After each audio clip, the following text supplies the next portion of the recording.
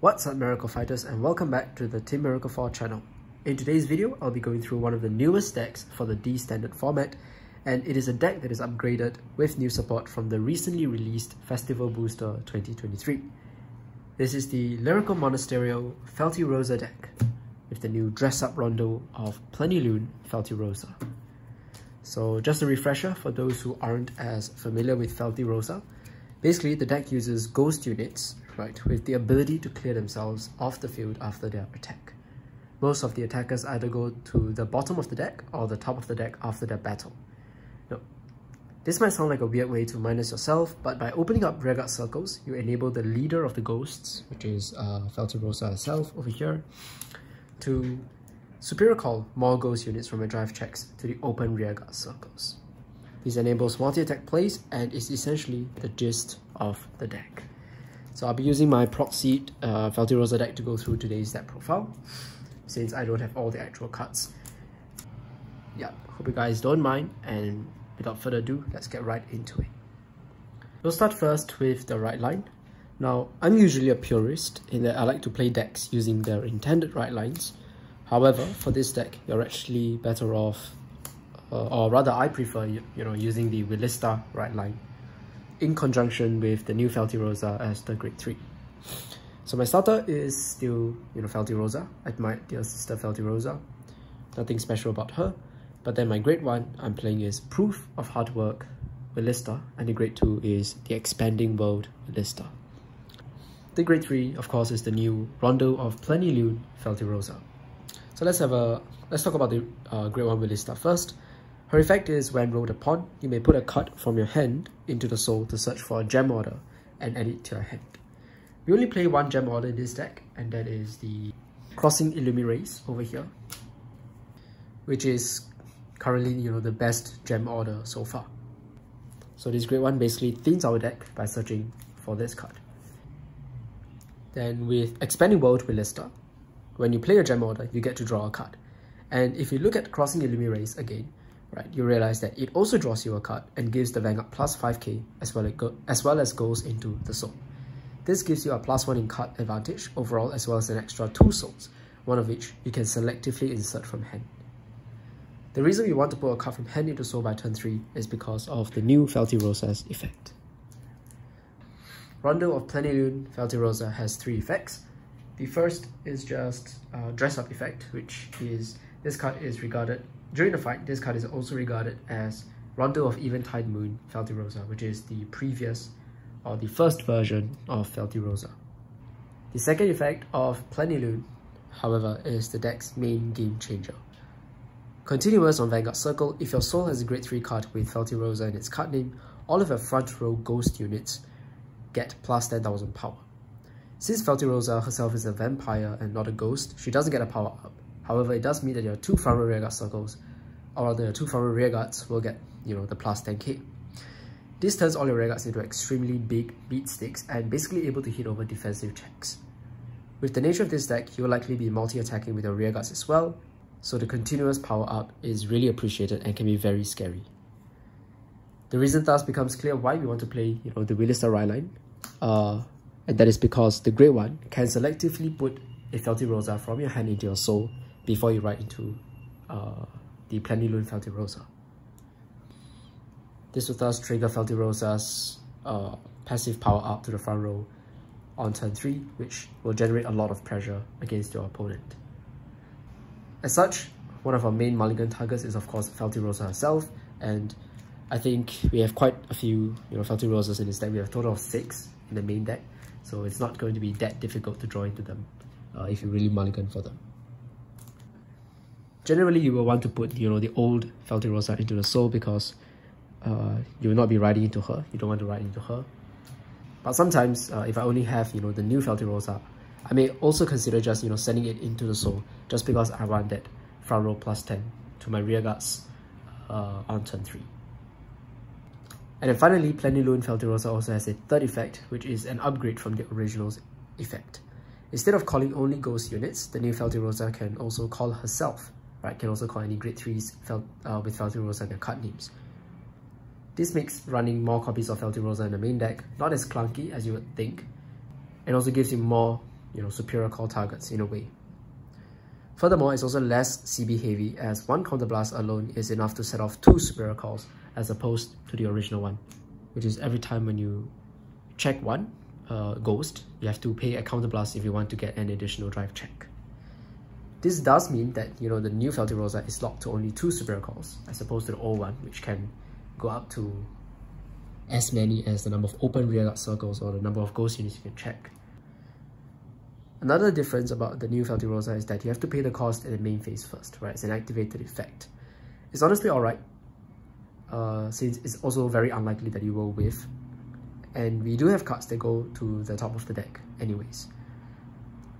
Still, if you do whiff her effect, it just means that you check 2 triggers consecutively, and since we play a high number of critical triggers in this deck, it does mean your Vanguard will usually be hitting for like triple crits or something if that happens. So regardless of the scenario, I think it's not an issue, right? And on this topic of drive checks, right, the fun thing about Feltyrosa is getting the extra drives. If your opponent guards for 2 to pass, if you don't get 2 triggers, you have 2 more chances to get it, because if you don't get 2 triggers, those 2 units that you drove check will likely be ghosts that you can just call onto the your open front rearguard circles. And unless you have 3 or more normal units that are stacked together on the top of your deck, chances are you're on the way to checking, double triggers. So yeah, kind of confusing the way I worded it, sorry, right? But if you play this deck, if you try it out, then you get what I mean, right? That is it for the Feltyrosas. We play 6. So the thing about DressUp also is that the 2 Feltyrosas can persona wrap onto each other, which is very fun. And I guess sometimes if you really need the extra power, if you prefer the persona wrap power, then you might even consider going into the old Feltyrosa if that's all you have in your hand.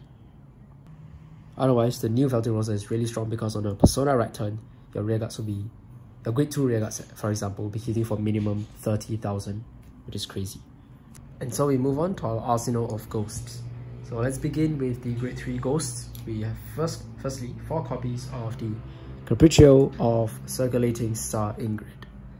When placed on rearguard circle other than from hand, Ingrid can countercharge one and stand one of your other rearguards in the same column as herself, which will usually end up being the booster. She's an amazing card that helps to temper the counterblast usage in the deck, and being able to stand the booster behind her gives her a lot of synergy with the new grade 1 from Festival Booster 2023 as well. Her second effect is when she attacks, right, she gets plus 5,000 power for that battle, and at the end of the battle she goes to the bottom of the deck. This will be a common theme as we go through the ghost units, but basically getting 5k makes her an 18k attacker minimum, which can be really annoying to guard with. Along with the new Feltyrosa, she can hit for 28 as early as turn 3, and that is quite impressive because it forces a 20k shield unboosted. So all in all, she's a very important piece in this deck, and we want to play her at 4. Then the other grade 3 ghost that I play is the Moon Nestling Fantasia Adelaide. Adelaide has 2 effects, of which the first we have seen in all nations, and that is when the opponent checks a trigger in the drive or damage checks, she gets plus 10,000 power and plus 10,000 shield. This means that if it's your turn and your opponent checks a defensive, she can still hit over it. And if it's your opponent's turn and they check a drive trigger, then she also becomes a 10k shield in her hand to help you guard that attack. It's a really nice effect that kind of counters, triggers that your opponents check in a way. Her unique effect, however, is a second effect, which says at the end of the battle that she attacked while boosted, you may Soul Blast 1 and perform all of the following. Choose one of your other rearguards in the same column as itself, which just means her booster, right? And return that card to your hand. Then you can also remove an over trigger from your drop zone. Choose up to 1 unit card with grade less than or equal to a Vanguard circle, then your Vanguard from hand and call it to a rearguard circle. The first part, okay, allows you to bring back your important boosters in case you're fighting control or retiring decks, and having them in your hand is much better than having them on the field. The second part of this effect makes her an attack extender in this deck, since she doesn't have to call to open rearguard circle. So you can kind of like super call any card on top of herself or to another front row rearguard circle and continue your attacks. this actually elevates the ceiling of the deck, allowing you to make more than just the basic 5 attacks. Her only drawback is that she doesn't disappear after her attack, so you have to pair her with the new Grade 1 from Festival Booster if you want to get rid of her from the field. But since she has to be boosted for her skill anyways, that is your usual game plan anyways, right? You would definitely want to have a booster behind her. And our main booster is basically just the Festival Booster, Grade 1. So yeah, I'm playing just one adult height. I think at most you just need like 2 copies of her. I'm just playing one of her because we do have many other ghosts that we do want to play in the deck. So moving on to the Grade 2 ghosts, we start off with 4 copies of the Cannon of Overlaid Spinning Detlinde. When she's placed on rearguard circle, if your Vanguard is the Rondo of Eventide Moon Feltyrosa, which actually just refers to any of the 2 Feltyrosas since the new one has the DressUp ability, right? You can Soul Blast 1 and call a card that is not herself from your drop zone to an open rearguard circle. This is an amazing effect that allows you to reuse ghosts and also extend attacks in specific situations. Because of her, I can freely discard any unused ghosts in my hand from my right deck in the early game and still have access to them later on.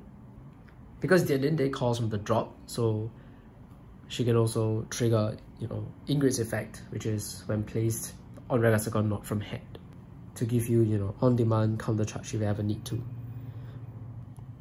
And I guess Superior Calling for just a Soul Blast is really cheap, even if it's only to an open rearguard circle. Finally, at the end of the battle that she attacked, she also goes to the bottom of the deck, which frees up your open from a circle so that, Feltyrosa can create the multi-attacks for you. So really good Grade 2 that I recommend 4 copies of. Next up, we also play 2 copies of the dedicated Serenade, Eleanor. So this was from a previous set. This is like one of the oldest ghosts here. Okay, from the first Lyrical Booster. So her effect is when she attacks, you may Soul Blast 2 to give her plus 15,000 power until the end of her battle. Then at the end of the battle, she goes to the top of the deck. So she's the deck's biggest attacker, hitting for 25 or 35k with the new Feltyrosa. We only play 2 of her because you don't always have 2 soul, or rather you don't always have the soul to spare for her effect every time. And without using her effect, without using the Soul Blast, she doesn't disappear from the field. 2 is enough because we go through the deck quite fast with Feltyrosa getting the additional drives, and if needed, we can always retrieve her from the drop zone using Detlinde. Eleanor is actually kind of special among the ghosts in that she's the only one that can stack herself on the top of your deck. So this means that she can guarantee herself in your drive checks, allowing you to have a guaranteed multi-attack when paired up with Feltyrosa. And if you have enough soul, this means that you can also use her effect twice in a game. So Soul Blast 2 on 2 separate occasions to turn her into a 35k attacker twice. Lastly, for the Grade 2s, we also play 4 copies of the new Grade 2 from Festival Booster 2023, and that is the Tomarai of Grazing Hands Roswitha. Sorry if I'm not pronouncing it correctly. I'm not too sure on how to pronounce the name, but I'm just going to call her Roswitha. So she has 2 effects. Firstly, when she's placed on rearguard circle other than from hand, if your Vanguard is Feltyrosa, you can stand all of her rearguards in the same column as her, and she gets plus 5,000 power until the end of turn. This makes her kind of like a Grade 2 version of Ingrid, without the counter charge, but still good because she gets the 5k to bump her up to 15. And just like Ingrid, if you Superior Call her from the drop zone using Detlinde, she can also use this effect, right, to get the plus 5k, which is pretty decent. And then, her second effect is when she attacks, you may have her get plus 5,000 power until the end of that battle. If you do at the end of that battle, you put her on the bottom of the deck. Just like Eleanor, her bot deck skill is not mandatory, so in case you need intercepts or whatnot, you can leave her on the field. Otherwise, she's a Grade 2 that can potentially hit for 20k or 30k with Feltyrosa, unboosted, and 38 if you boost her. So overall, a nice attacker and a card that can, just like Ingrid, reuse your boosters for your multi-attacks. As for the Grade 1s, I'm playing only 4 Grade 1s there are the main boosters for this deck, and that is Night Sky Searing Divertimento Orchard. Orchard is such an amazing card in the deck and is one of the cards that you want to see or open in your games. So at the end of the battle that Orchard boosted, if your Vanguard is Feltyrosa, you may counterblast one and put another rearguard in the same column as yourself into the soul to draw a card. This gives Orchard so many uses in a deck. So firstly, Orchard can recover or make up for the minuses that the ghosts impose on you right when they disappear. Since the ghosts like Ingrate or Deadlinde will disappear and be bot decked anyways with their attack, after they attack, Orchard can immediately send them into the soul to give you a draw instead. Not only can you freely use Roswitha's power up in that case, right, but you can also use Alienor skill and have her go into the soul if you don't want her to be placed on top of the deck. For example, if she's the last attacker, and then of course you don't want her to be on the top of the deck because you don't want to be damage checking into her. Now, since Orchard's effect is also not locked to once per turn, if you use cards like Ingrate and Roswitha to withstand her during the battle phase and then use her to boost again, she can potentially give you 2 draws, right? 2 counterblasts and 2 cards into the soul for 2 draws, which I think is really worth it. With enough CBs, Orchard's draw power can be a little insane, and this deck's hand size can actually go pretty big. Not just that, Orchard can also be a field clearer. So what I mean by this is that Orchard can help to open up or empty out your front row circles. With the new Feltyrosa, sometimes you'll be calling out Feltyrosas, right, from your drive checks. And Feltyrosas, as I've mentioned already at the beginning, do not disappear from the field on their own, since they're not ghosts units. So because she doesn't disappear, she can kind of clog up your plays a little bit, unless you call over them. Having Orchard as your boosters, as your main rearguard boosters, allows you to send them into the soul after she boosts the Feltyrosa, and this opens up the front row rearguard circle for your Vanguard to superior call more ghost units from the deck. And not just that, what this means is that Orchard is also another way for you to send Feltyrosas into the soul. So for example, let's say you didn't see any Feltyrosa in your hand, in your opening hand, or in your hand when you ride into the Expanding World with Lisa. So in that case, let's say you did not manage to put in a grade 3 Feltyrosa from your hand into the soul. That's fine. If you do draw Feltyrosa later on, you can then call it down. Let's say on the turn 3 you draw into her, you can call it down and then with Orchard's effect, send it into the soul and still be able to trigger Plenilune Feltyrosa's passive power up to your rearguards.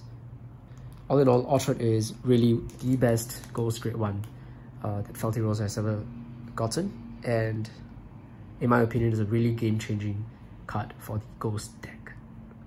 With that, we definitely want 4 copies of Orchard in the deck. Now, Lyrical Monasterio also has the Ghost PGs, right? So this one came out in like, I think it was the second, was it the second or the third? I think maybe it was the third Lyrical set, not too sure. But we also got like reprints of this card in the new Festival boost as well. So this is the Nocturne of Flickering Lambency, Judith. Right, so we are playing Ghost PGs because it is still a card that you can call out with Feltyrosa if you really want to go for a game, if you really need, you know, just a bit more to close games, just a bit more attacks. And technically you can still play any other PG, but I just want to keep within the theme of the deck, and so I'm playing 3 copies of the Ghost PGs. 3 copies only because I'm playing also 1 copy of Elementaria Sanctitude. Very important order card that all of you know by now. So this is good against the Strike decks, it's good against Grade 4 decks, good against Got Restrict Vanguards, for example Flagberg or Rondo, which will also be receiving support from the same set as from Festival Booster 2023. So yeah, 4 Sentinels in the deck are very important. And that is essentially it for the normal units and the main deck orders and stuff. Moving on to the triggers, I'm playing the basic 3 draws, 8 critical triggers, 4 heal triggers, and an over trigger.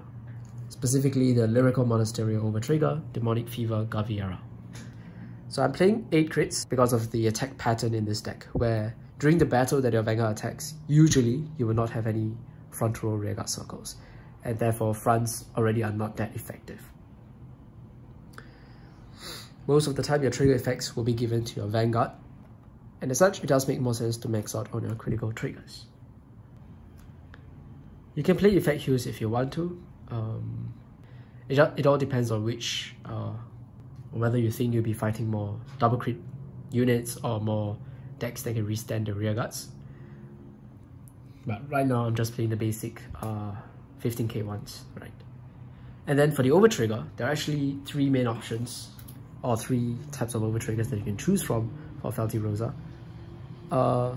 Honestly, I think the best 2 will be these 2, Gaviera and the new Spiritual King of Aquatics, right? This is Idol's Pharaoh, something like that.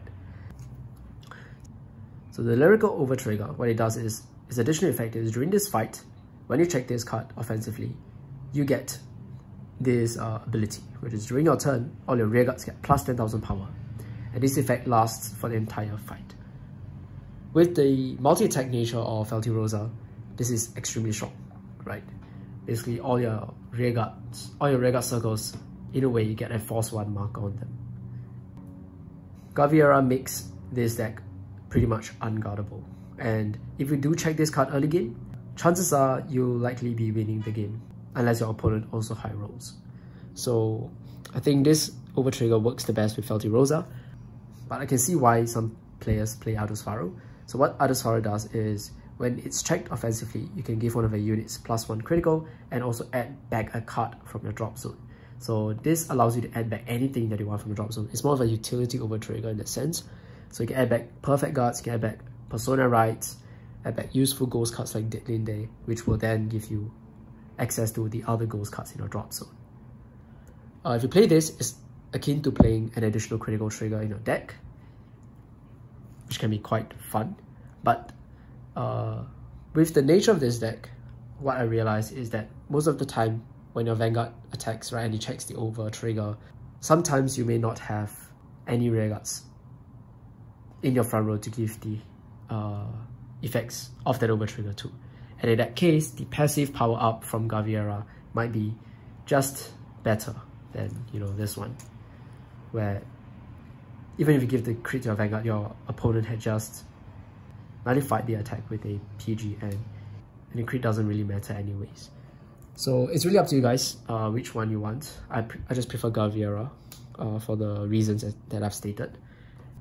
As for Velnaut, I don't think Velnaut is too useful for the deck, since we will be calling from our drive checks anyways, and since our front row rearguards disappear, you will not get to enjoy the double 100 million attack that Velnaut, that players who play Velnaut want to go for. So in that sense, Velnaut is not that effective, although it is a strong overtrigger. It is not that effective in the Feltyrosa deck. And with that, that's essentially the entire deck. Feltyrosa has definitely gotten better with the new festival booster supports, and is now much more able to close games than before. Previously, defensive triggers can easily shut down our multi-attacks, but now the free plus 10k to our front row rearguard attackers gives us not just a good early game rush, but also towards the late game, where you pressure with Persona Rights and stuff, your attacks are just almost unguardable, right? The deck now has draw power in the form of Orchard, it has drop zone recursion as always with Deadline Day, and ways to escape control. The deck might be a little bit piece reliant in that you want to be seeing your ghost cards, right? Especially in your drive checks and stuff. If not, then the deck doesn't really do anything. But I mean, the chances of you not seeing any ghost cards is not too high as well. So yeah, I think overall the deck is honestly not too shabby, and is, in my opinion, one of the better dress-up decks as well. Of course, if you want to go for maybe a cheaper version of the deck, you can try out other deck builds that don't use the Willister Gem Order, which is quite a pricey card right now. But if you think about it, Feltyrosa also doesn't use some of the expensive generic staples from Lyrical Monasterio, for example, the Cycle card, Valsh Blanc, something like that, as well as Eureka, because we just want to play ghost units, right? So in that sense, the deck can also be a little bit cheaper than the other Lyrical Monasterio decks.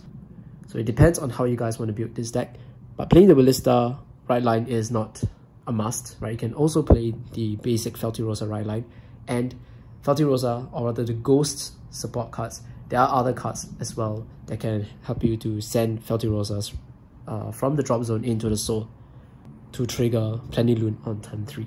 So for example, Bettina, right? That card can also put Feltyrosa from the drop zone to the soul. So you can discard Feltyrosa for your right deck and then call a card to the sim column as Bettina on turn 3 and still be able to get that front row +10.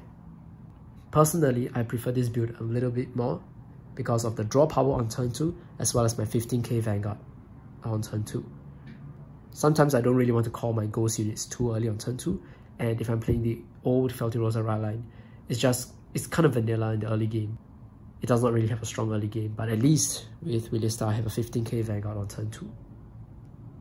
And also, by searching on the order, it's deck thinning, right? Just one card, but one card is still deck thinning. While there are other alternative ghosts that you guys can also consider, the ones that I went through in this video are the core ones that every Feltyrosa deck will want to play. So I think this is quite a standard build already. There's one card that I want to talk about, and that is Forbidor Surrogate. I think Forbidor Surrogate is quite an interesting option that you guys can consider if you want to build this deck, right? So what Forbidor Surrogate does for this deck is that you can search out 2 grade 3 units from your deck and Spirit Call them straight onto the field. So how you can use Forbidor for this deck is that you can directly search out either your grade 3 Feltyrosas, Ingrate, or Adelheid. So you can search out Feltyrosa if you want to send it into the soul with Ortred and you didn't draw her early.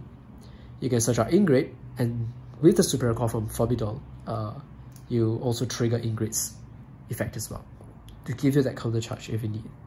Since you only play one of Adelheid, if you do play Forbidor Surrogate, you can directly pull out Adelheid from the deck if you want, right? So yeah, that is an interesting order that you guys can consider for this deck. I will be doing gameplays of this deck on the channel soon, so if you guys want to see this deck in action against any particular deck, do let me know in the comment section down below. And if you guys have any queries or suggestions, right, for my current list, do also let me know in the comment section down below, and I'll see you all in the next one. Till the next video, bye guys.